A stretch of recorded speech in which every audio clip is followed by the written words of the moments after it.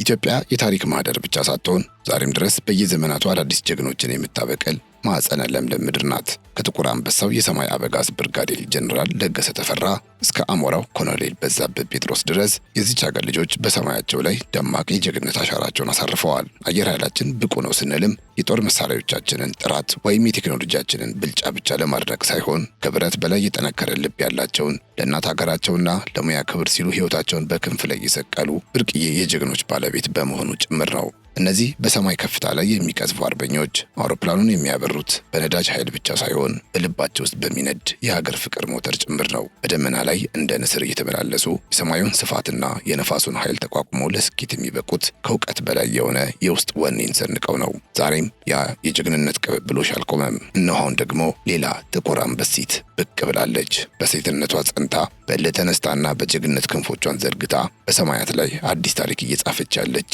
የዘመናችን ንስርን ተዋውቋስ። ፓይለት ዋንጋሪ አበራ። ፓይለት ዋንጋሪ አበራ የአየር ኃይላችን የክብር ማህተምና የሰማያችን የማይፈታ ሚስጥር የሆነች ብዙዎች የሚገረሙባት አብራሪ ነች። የስሟ ትርጉም በኦሮምኛ መልካም ማለት ሲሆን ለሀገሯ ሰማይ መልካም የምስራች የምታሰማ ለጠላቶቿ ደግሞ የማይቀመስ መብረቅ በመሆን ስሟን እየኖረች ያለች ሴት ነች። በአየር ኃይላችን ውስጥ ለመጨረሻ ጊዜ የሴት አብራሪ የነበረው ከ16 ዓመት በፊት ነበር። ያ የዝምታ ዘመን ግን የሴት ልጅን የአብራሪነት አቅም ጥያቄ ውስጥ የሚከት ሳይሆን ያንን ብርቱ ፈተና አልፋ የምትመጣውንና ከባዱን ሂደት መቋቋም የምትችል ጥቁር ሴት አንበሳ እየተጠባበቀ የነበረ የታሪክ ክፍተት ነው። ዋንጋሪ አበራ ያንን የ16 ዓመታት የዝምታ ግንብ በክንፎቿ ስትሰብረው ለአየር ኃይሉ አዲስ ትንፋሽ፣ ለሀገሪቱ ደግሞ አዲስ ኩራት ሆነች። ለሀገሬ ፍቅሬን የምገልጸው ውዱን የህይወት ክፍያ እስከ መስጠት ድረስ ነው የምትለው ይቺ ጀግና የሀገርን ፍቅር የምታረጉመው በቃላት ድርድር ሳይሆን በሰማዩ ከፍታ ላይ በምታሳየው ተግባር ነው። በልቧ ውስጥ የሚንቀሳቀሰው የሀገር ፍቅር ሞተር ከየትኛውም የአውሮፕላን ኃይል በላይ ወደፊት የሚያስገሰግሳትና በደመና ላይ በልበ ሙሉነት እንድትመላለስ የሚያደርጋት የታማኝነት መሰረቷ ነው። የተከበራችሁ የገበያ ሚዲያ ቤተሰቦቻችን በዛሬው ልዩ ዝግጅታችን ሰማዩን ቤቷ ደመናውን ደግሞ መንገዱ አድርጋ ስለምትበራው የሰማይ ላይ ንግስትና ስለ እናት ሀገር ጠባቂዋ ብርቅዬ ልጃችን ካፒቴን ዋንጋሪ አበራ አስገራሚ መረጃዎች ይዘላችሁ ቀርበናል። በብረት ክንፎች ላይ ተጭና የኢትዮጵያን ክብር ከፍ የምታደርገውን የጀግናዋን ፓይለት ዋንጋሪ አበራን አስደናቂ የህይወት ጉዞና ለማንም የማይበገረውን ወኔዋን በዝርዝር እናስደምጣችኋለን። እናንተም አስገራሚውን የህይወት ጉዞን ካዳመጣችሁ በኋላ አድናቆታችሁን ልትገልጹላት ትችላላችሁ። ቻናላችንን ሰብስክራይብ ቪዲዮ ደግሞ ላይክ ማድረግ እንዳይረሱ ስንልም በአክብሮት እንጋብዛችኋለን። አብራችሁን ቆዩ።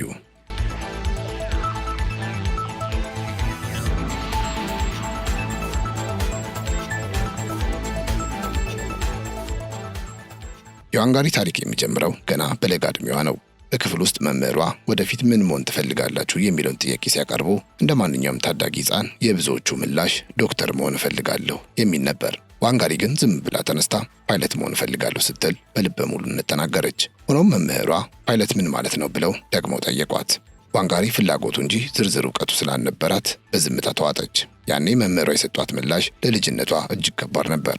ስለማታውቁት ነገር አትናገሩ የሚለው ትዕዛዝ መሰል ንግግር በዋንጋሪ ልብ ውስጥ ትልቅ ቁስልንና ያልታሰበ እልህን ፈጠረ። ያቺ ቅጽበት ዋንጋሪን ዝም አላሰኘቻትም። ይልቁንም ለማወቅና ለመሆን ያላትን ጥማት በእጥፍ አባባሰው። ይህ በአስተማሪያ ፊት የገጠማት የመናቅና ያለማወቅ ስሜት ዋንጋሪን በቀጥታ ወደ ቤቷ አስሮጣት። በልጅነት ልቧ ውስጥ የበቀለው እልህ ፓይለት ምንድን ነው የሚለውን ጥያቄ በቤተሰቦቿ ፊት እንድታቀርብ አስገደዳት። ከቤተሰቦቿ ያገኘችው መረጃና ስለ አውሮፕላን አብራሪነት የተነገራት ትረካ ደግሞ ከምንም በላይ ውስጧን ነካው። ያ መጀመሪያ ላይ ስለማታውቂው ነገር አትናገሪ ተብላ የተገሰጸችበት የፓይለትነት ሙያ አሁን በውስጧ የፍቅርና የዓላማ ግብ ሆኖ ተቀመጠ። ከዚያች ቀን ጀምሮ ፓይለት መሆን ለሷ ተራ ምኞት ሳይሆን ለመምህሯም ሆነ ለዓለም በሙሉ አውቀዋለሁ እሆነዋለሁ ብላ የምታረጋግጥበትና ምላሽ የምትሰጥበት የህይወቱ አካል ሆነ።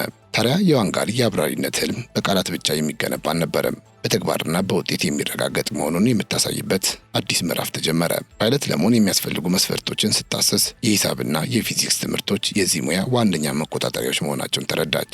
በወቅቱ በእነዚህ ትምህርቶች ላይ ያን ያህል ጎበዝ ያልነበረችው ዋንጋሪ ህልሟን ላለማጣት ስትል ከራሷ ጋር ትልቅ ትግል ጀመረች።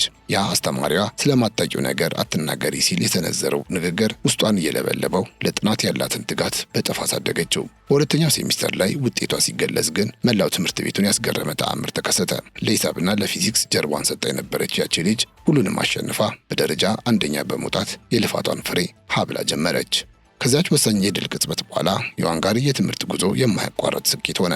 ሂሳብና ፊዚክስ ለፓይለትነት ሙያ ያላቸውን ወሳኝነት በመገንዘብ በእነዚህ ትምህርቶች ላይ ልዩ ትኩረት ሰጥታ መስራቷን ቀጠለች። ሆኖም እውቀቷ በዚህ ብቻ አልተገደበም። በሁሉም የትምህርቶች አይነቶች ላይ ያሳየችው ከፍተኛ ትጋት ትምህርቷን እስክትጨርስ ድረስ በየዓመቱ በአንደኝነት እንድትመረቅ አደረጋት። ይህ ውጤት ለዋንጋሪ ትልቅ ትምህርት የሰጠ ክስተት ነበር። ህልም ካለ ማንኛውም የማይቻል የሚመስል ነገር በጽናትና በትጋት እንደሚሸነፍ በተግባር አረጋገጠች። ቀጥላም ወደ ዩኒቨርሲቲ በማቅናት ኢንጂነሪንግን መረጠች። ወደ ኢንጂነሪንግ ትምህርት የገባችው በዘፈቀደ ሳይሆን የአውሮፕላን አብራሪነት ሙያ ካለው ጥልቅ ሳይንሳዊና መሰረት ጋር በቀጥታ እንደሚገናኝ በመረዳቷ ነበር። የአውሮፕላኑን ውስጣዊ መዋቅር፣ የሜካኒክስ ህጎቹንና የቴክኖሎጂውን ረቂቅነት መገንዘብ ለነገው የበረራ ህይወቷ የጀርባ አጥንት እንደሚሆናት ስላመነች በዩኒቨርሲቲ ቆይቷ ምህንድስናውን በከፍተኛ ትጋት ተከታተለች። ይህ የትምህርት ምርጫዋ በበረራ ስልጠና ወቅት የሚገጥሟትን ውስብስብ ቴክኒካዊ ትምህርቶች በቀላሉ እንድትረዳ የሚያስችላት ብልህነት የታከለበት ስልታዊ እርምጃ ነበር። ኢንጂነሪንግን አጠናቃ የአየር ኃይልን ማስታወቂያ ስትመለከት በእውቀት የጎለበተችና በህልሟ የታጠቀች ብቁ ተወዳዳሪ ሆና ለመቅረብ መንገድ ጠረገላት። የዋንጋሪ የጀግንነት ጉዞ ወደ ላቀ የፈተና ምዕራፍ የተሸጋገረው የአየር ኃይልን ማስታወቂያ ተከትላ በወሰደችው ቁርጠኛ እርምጃ ነበር። እንደ ማንኛውም ወታደራዊ አብራሪ እጩ ስልጠናዋን በታዋቂው የብር ሸለቆ ማሰልጠኛ ማዕከል የጀመረ ሲሆን በወቅቱ የነበረው ስርዓት ደግሞ የአሁኑን አይነት ዘመናዊ አካሄድ ሳይሆን እጅግ አድካሚና ፈታኝ የሆነውን የምሽግ ስልጠናን የሚጠይቅ ነበር። ዋንጋሪ ወደ ዛላንበሳ ምሽግ ተልካ ለ6 ረጅም ወራት በከባድ ወታደራዊ ስልጠና ውስጥ እንድታልፍ ተገደደች። ሴት በመሆኗ ብቻ ልታገኝ የምትችለው ምንም አይነት ልዩ መብት አልነበረም። ይልቁንም በበረሃው ቃጠሎ፣ በምሽጉ ቅዝቃዜና በአድካሚ ወታደራዊ ግዳጅ ውስጥ እያለፈች የውስጧን ጽናት የምታስመሰክርበት ልዩ አጋጣሚ ሆነላት።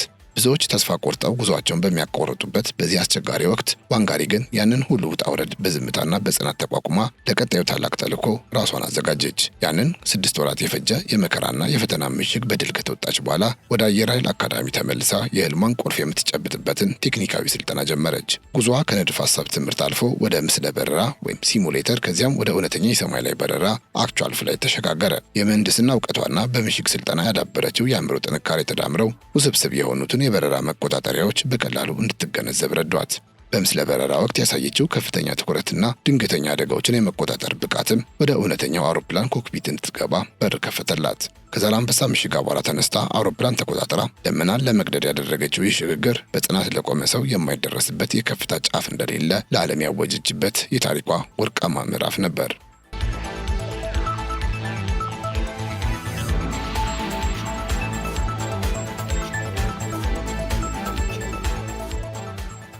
የዋንጋሪ ጉዞ በመጨረሻ አንድ ትልቅና አስፈሪ ወደሆነ የታሪክ አደባባይ ደረሳት።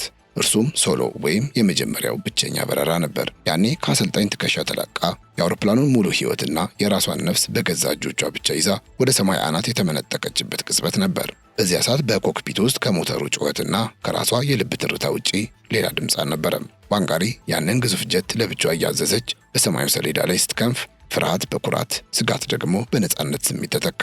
ያቺ በክፍል ውስጥ ፓይለት ምንድነው ተብላ ስትጠየቅ አይኗ የፈጠጠው ታዳጊ ዛሬ በደመና ላይ ዙፋኗን ዘርግታ ዓለምን በእግሯ ስር ሆና መመልከት ቻለች። የማይቻል ነገር ሁሉም ተረት ሆኖ ቀረ። ይህ በረራ ለዋንጋሪ የሙያ መጀመሪያ ብቻ ሳይሆን የአሸናፊነቷ ትልቁ ማተም ነበር። አውሮፕላኑን ለብቻዋ አብረራ በሰላም ምድርን ስታስነካው የተሰማት እርካታ ከምንም በላይ ነበር። ያኔ በዛላንበሳ ምሽግ ያሳለፈቻቸው መከራዎች፣ በሂሳብና በፊዚክስ ትምህርት የፈሰሱት ላቦች ሁሉ ትርጉም አገኙ። በዚያች ቅጽበት ዋንጋሪ አበራ አውሮፕላን አብራሪ ብቻ ሳይሆን የሺዎች ሴት እህቶቿ ህልም ተሸካሚ ሆነች። ሰማዩን የመግዛት ሚስጥሩ ክንፍ መኖሩ ብቻ ሳይሆን ክብረት፣ የጠነከረ ልብና የማይበገር ወኔ መታጠቅ መሆኑን ለታሪክ ምስክርነት አኖረች። ዛሬ ላይ ዋንጋሪ አበራ የአየር ኃይላችን የክብር ማተምና የሰማያችን የማይፈታ ሚስጥር ሆናለች። ሰማዩ የእኛ ነው የሚለው የአየር ኃይላችን መርህ በዋንጋሪ ክንፎች ላይ ሲያርፍ ተራ ቃላት መሆኑ ቀርቶ በወኔ የታተመ እውነት ይሆናል። እሷ ኮክፒት ውስጥ ስትገባ አውሮፕላኑ ማሽን መሆኑ ያበቃና የኢትዮጵያዊነት ኩራት መተንፈሻ አካል ሆኖ ይቀየራል። ሰማዩ ለባለቤቶቹ እንጂ ለባዕዳን እንደማይመች በተግባር ያስመሰከረች የዘመናችን ቁንጮ አብራሪ መሆን ቻለች።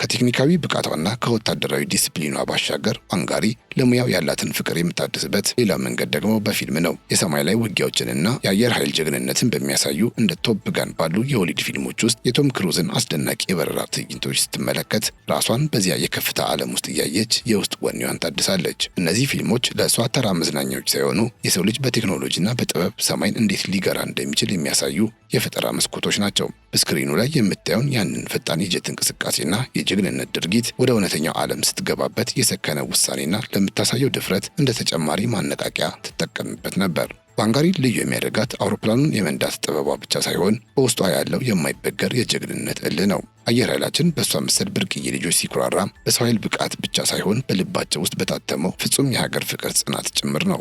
እያንዳንዱ በረራዋ ለታሪክ የሚተርፍ አሻራ፣ እያንዳንዱ የሰማይ ላይ እንቅስቃሴዋ ደግሞ ለኢትዮጵያ ሉዓላዊነት የሚቆም ጥበቃ ነው። አሁን ላይ ዋንጋሪ መልካም ስሟን በተግባር ቀርጻ የሰማዩን ንግስና ከምድራዊ ጽናት ጋር አዋህዳ አየር ኃይላችን በዓለም አደባባይ አንገቱን ቀና አድርጎ እንዲቆም ካደረጉት የቁርጥ ቀን ልጆች መካከል ግንባር ቀደማ ሆና ትጠቀሳለች።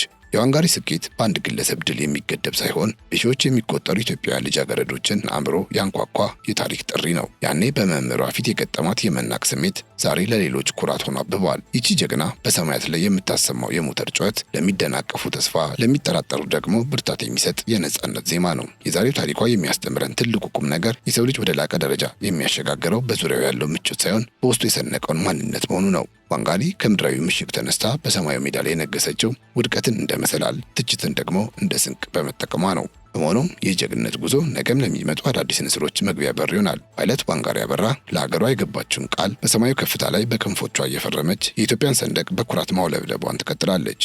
እኛም የዚችን ብርቅዬ እንስት ታሪክ አቅርበንላችሁ ስናበቃ እናንተም በውስጣችሁ የያዛችሁትን የማይቻል የሚመስል ህልም በእልህና በጽናት እንድታሳድጉ መልእክታችንን እያስተላለፍን ነው።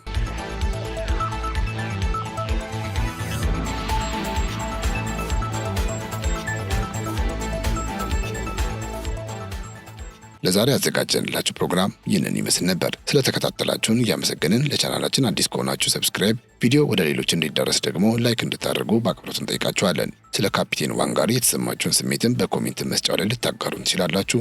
ለዛሬ ያበቃን። በያላችሁበት ሰላም።